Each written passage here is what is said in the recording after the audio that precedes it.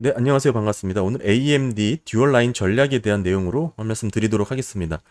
기사 내용을, 제목을 보고 상당히 굵직한 파급력이 있을 것 같아서 자세히 들여다봤는데요. 쭉 보니까 사실 별게 아닌 내용이었고, 하지만 이제 짧지만 간단하게 내용을 정리하고요. 개인적인 뷰를 한번 담아보도록 하겠습니다.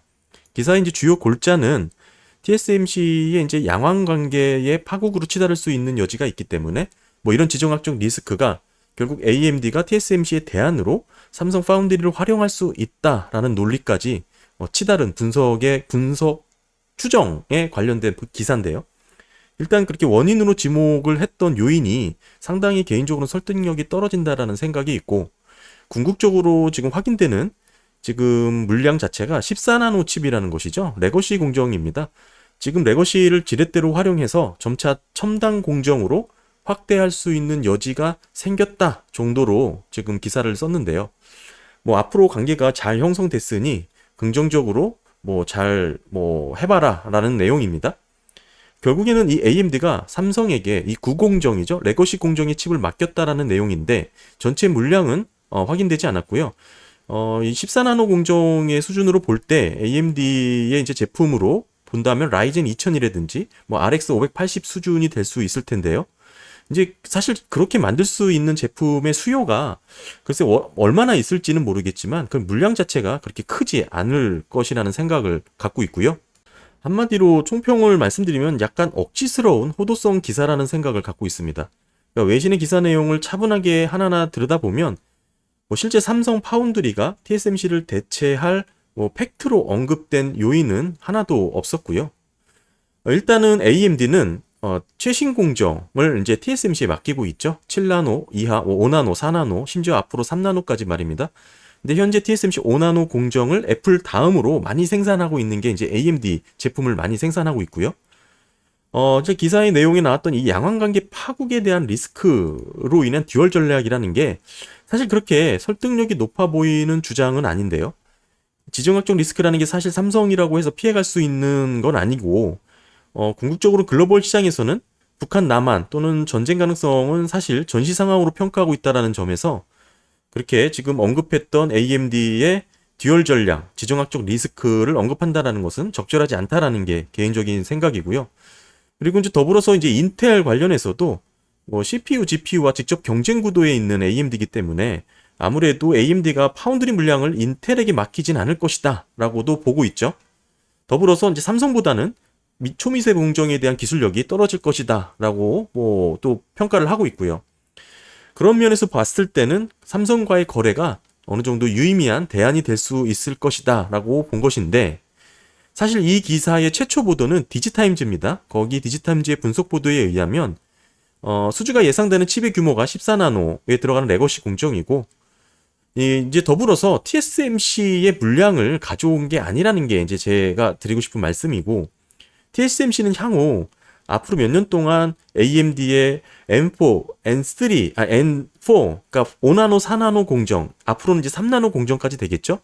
이런 제조를 하고 있습니다. 그러니까 결국엔 AMD의 이제 젠4라든지 젠5 기반의 칩을 만들고 있고요. 만들 것이라고 이제 분석을 하고 있고요. 그렇다면 지금 이제 삼성에게 맡긴 물량은 뭐냐? 이렇게 보실 수가 있는데, 바로 이제 글로벌 파운드리에 사용되던 뭐 14나노 공정이라고 볼 수가 있죠. 결국에는 기존의 이전 세대 GPU에 이제 쓰던 젠이라든지 젠 플러스 마이크로 아키텍처를 기반으로 했던 AMD 프로세서 관련된 생산 여부입니다.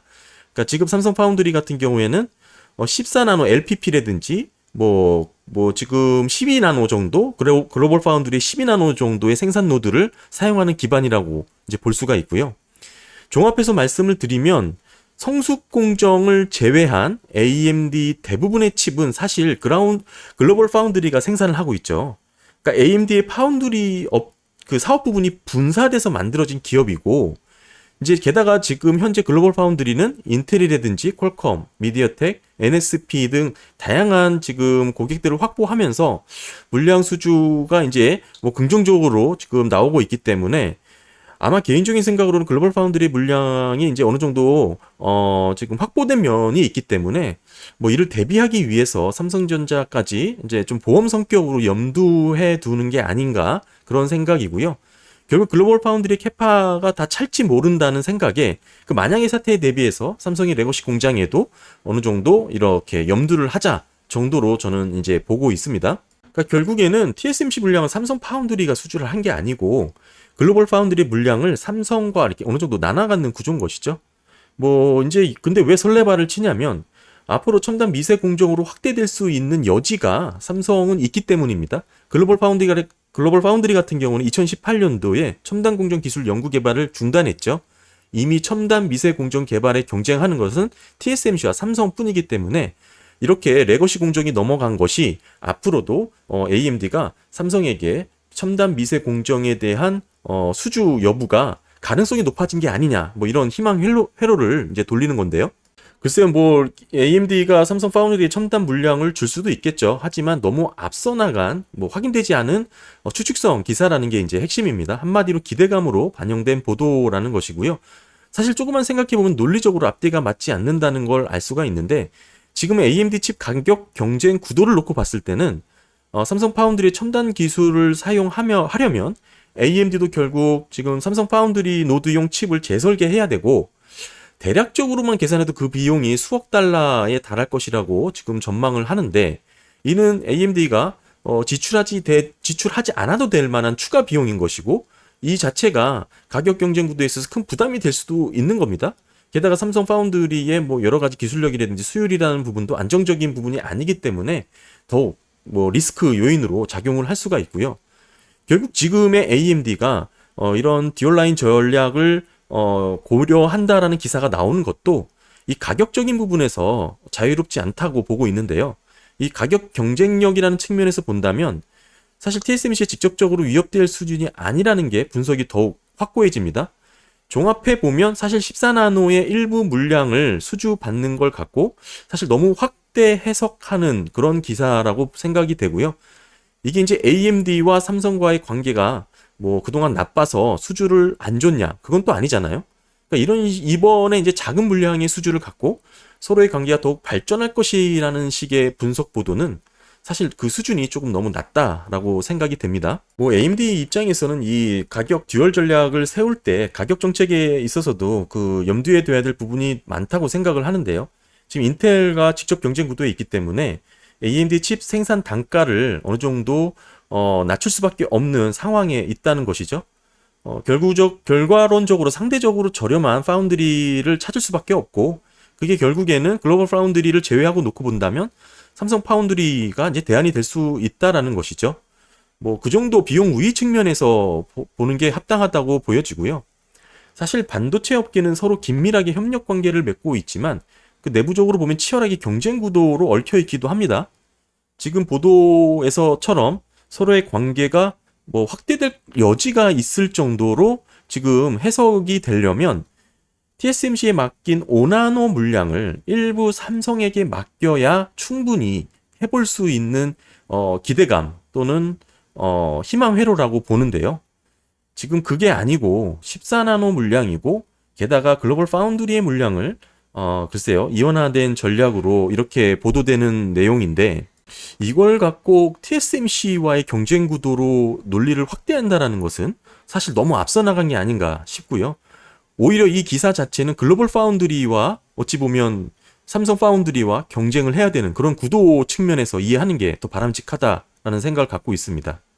더불어서 뭐 한 말씀만 더 첨언해서 말씀을 드리면 제가 예전부터 계속 뭐 지속적으로 말씀을 드리고 있지만 사실 삼성 파운드리는 3나노의 제2공법으로 이렇게 연구개발에 공략을 할 게 아니고 기존의 5나노 수율을 최대한 끌어올리는 데 집중했어야 된다고 생각을 하고 있습니다. 그래야 이제 첨단 미세 공정에 막대한 지출을 투자하면서까지 경쟁하는 애플, 퀄컴은 뭐 차치하더라도 이 AMD 물량 정도는 어느 정도 공략해 볼 만한 여지가 있다고 저는 봤는데요. 결국 이제 그런 면에서 조금 아쉽다고 이제 평가를 할 수가 있고요. 뭐 그렇다고 지금 삼성 파운드리가 뭐 지금 뭐 이렇게 바로 실패할 것이냐라고 보고 있는 건 아닙니다. 이 반도체 칩, 특히 이제 로직 반도체, 비메모리 반도체는 이 수요가 믿을 수 없을 만큼 높은 수요를 계속적으로 보이고 있죠. 또 지속적으로 확대될 것이기 때문에 이 비메모리 파운드리 영역에 있어서의 그 성장성은 뭐 의심할 나위가 없다라고 저는 보여지고요.